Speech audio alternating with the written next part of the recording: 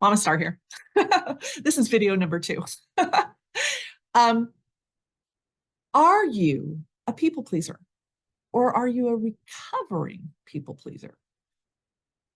One of the things that I'm discovering that drives me up the wall sometimes is that people pleaser piece doesn't ever actually go away. I kind of feel like it's like being an alcoholic. I mean, once it's there, and you have to constantly work to be focused and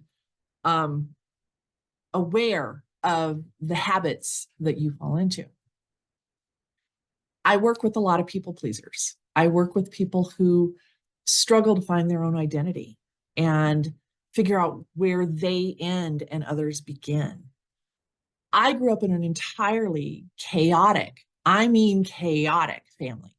And one of the things that I've discovered as someone who has survived a chaotic family is that a lot of times the appearance of trying to do something is way more important than actually finishing.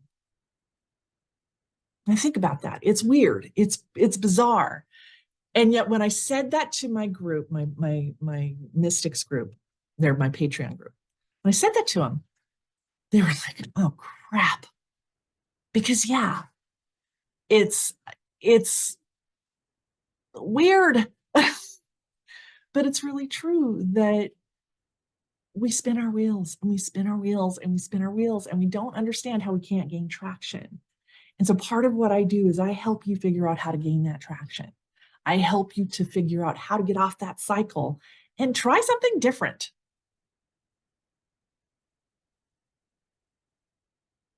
So that's our first thing, is as our people pleaser comes in, because that's also part of being from a chaotic family, is we just learn, if I can just figure out what you want and give it to you, you'll go away and leave me alone, right?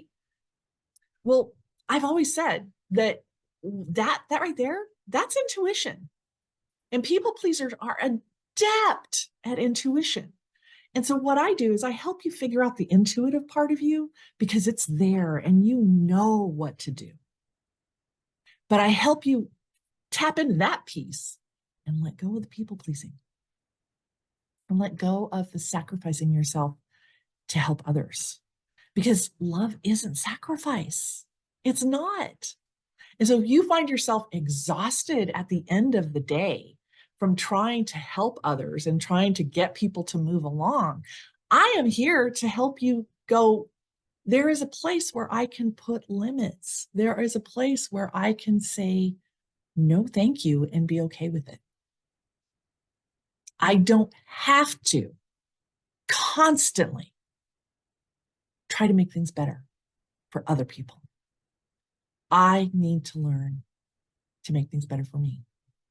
And here's the thing about that, is that when you do that, when you take that moment and make things better for you, everything around you changes. Everything. And then we're afraid of that, right? But there is a saying, she changes everything she touches, and everything she touches changes.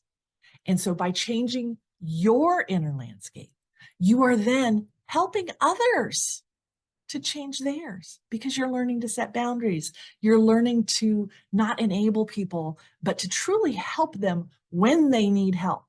You're learning not to rescue people, but what you're learning is to rescue yourself and save you.